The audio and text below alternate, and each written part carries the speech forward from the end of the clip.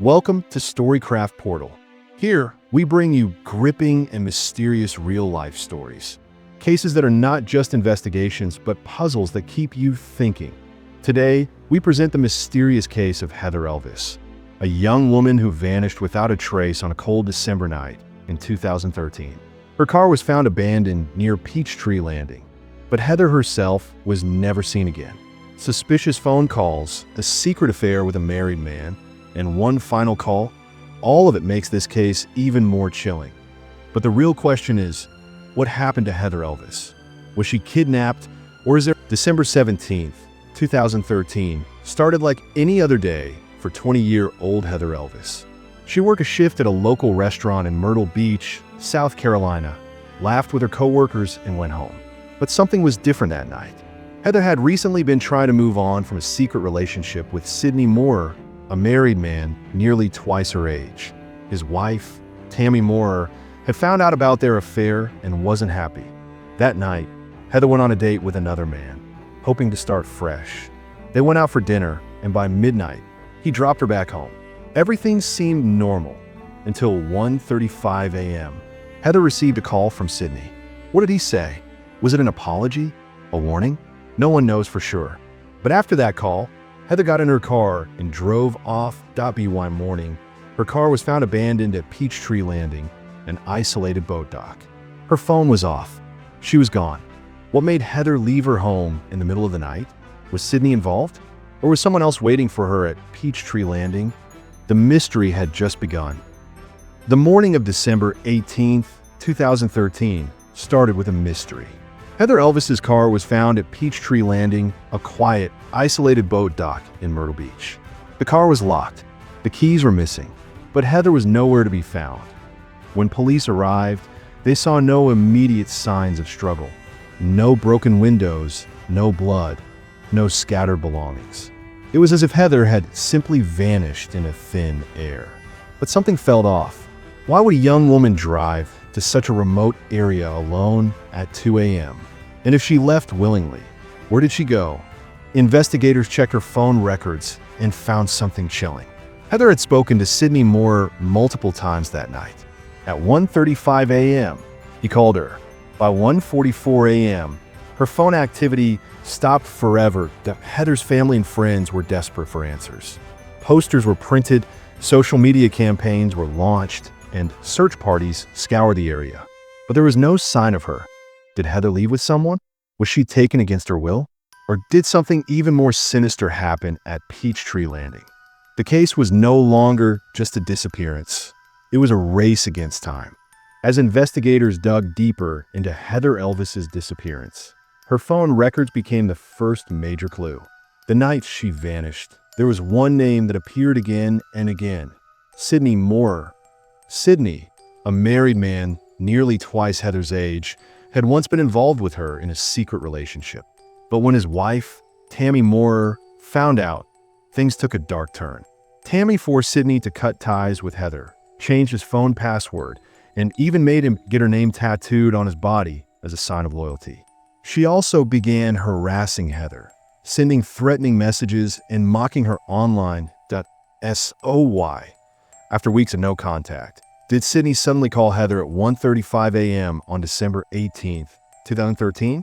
And why did she rush out of her house after speaking with him? When police questioned Sidney, his story kept changing. First, he denied calling Heather. Then, he admitted he did, but only to tell her to stop bothering him. But if he wanted her to stop, why was he the one? As police pressed Sidney Moorer for answers, another figure loomed large in the investigation: Tammy Moorer. Sidney's wife wasn't just aware of his affair with Heather Elvis. She was obsessed with it. Tammy had sent Heather threatening texts for weeks, calling her a little girl and telling her she would regret ever getting involved with Sidney. She even hacked Sidney's phone, ensuring he had no way to contact Heather without her knowing. But on December 18th, 2013, at 1:35 a.m., Sidney called Heather anyway. Why? Tammy claimed Sidney only called to tell Heather to stop contacting him. But phone records showed Sidney didn't just call once. He called her multiple times. And after the call, Heather left her home and was never seen again. When police checked security cameras near the Moorer's house, they found something disturbing. Footage of Sidney driving to a payphone the night of Heather's disappearance. Why use a payphone when he had a cell phone? The answer was obvious. He didn't want anyone to know what he was saying. Was this the moment Sidney lured Heather out? And if so, was he working alone? Or was Tammy? The biggest question haunting investigators was, why did Sidney Moorer use a payphone the night Heather disappeared? Security footage showed Sidney at a gas station payphone around 1:30 a.m. on December 18, 2013, just minutes before he called Heather. He could have used a cell phone, but instead, he went out of his way to make the call from an untraceable number. What did he say to her? Whatever it was, it convinced Heather to leave her home in the middle of the night. Did he promise to meet her? Did he say he wanted to run away together? Or was it a trap? Phone records showed that after Heather left home, she tried calling Sidney's phone multiple times, but he never answered. Then, at 1:44 a.m., all activity from her phone stopped forever. When police confronted Sidney with this information, his story changed again. He first denied using a payphone until he was shown the footage. Then, he claimed he only called Heather to tell her to stop bothering him. But if that was true, why did Heather rush out to meet him? Sidney wasn't just lying, he was hiding something. And detectives were determined to find out what. With Sidney Moorer caught in multiple lies, investigators focused on Heather Elvis's last known movements. Phone records, security footage, and witness statements helped piece together what happened in her final hours. After receiving Sidney's payphone call at 1:35 a.m., Heather tried calling him back multiple times, but got no answer. Something about their conversation had made her restless. By 1:44 a.m., her phone went silent forever. Her car was later found abandoned at Peachtree Landing, a dark, secluded boat dock miles away from her home. But how did it get there? Heather's car keys were missing, and there were no signs of struggle. No broken glass, no footprints leading away. It was as if she had parked there willingly or had been forced. Did she drive there herself, expecting to meet Sidney? Or did someone else bring her there? Security cameras near the Moorer house captured Sidney leaving home that night, driving toward Peachtree Landing. But when police questioned him, he claimed he was at home sleeping, that if Sidney had nothing to do with Heather's disappearance.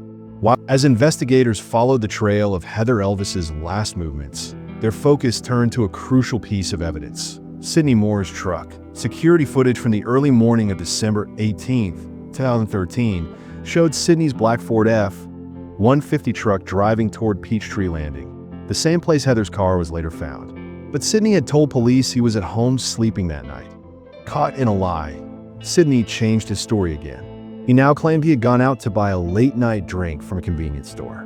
But when police checked surveillance cameras at the store, there was no sign of him back. Where did he actually go? And more importantly, was Heather in that truck? Detectives believed Sidney picked Heather up or met her at Peachtree Landing. But what happened next? Did she leave with him? Was she forced into the truck? Or was she never meant to leave Peachtree Landing alive? With no body and no physical evidence, the case was still filled with unanswered questions. But one thing was becoming clear. Sidney and Tammy Moorer knew more than they were admitting, and soon, the pressure on them would explode.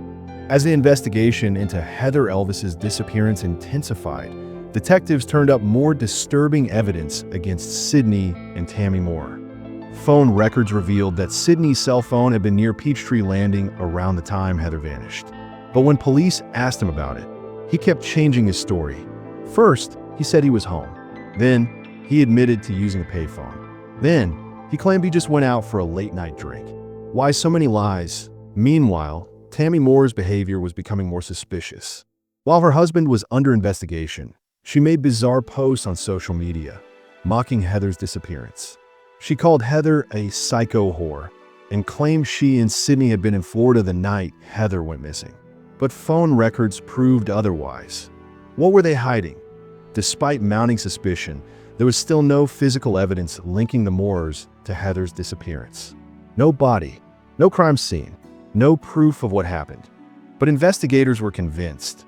After months of investigation, police finally made their move. On February 21st, 2014, authorities arrested Sidney and Tammy Moorer in connection with Heather Elvis's disappearance. They were charged with kidnapping and obstruction of justice. But there was one major problem. Heather's body was still missing. Without physical evidence, proving exactly what happened to her that night would be difficult. During the arrest, police searched the Moorers' home and truck, hoping to find clues.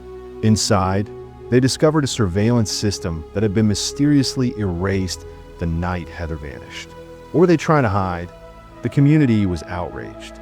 Heather's family had spent months searching for answers, only to face a trial filled with lies, delays, and missing evidence.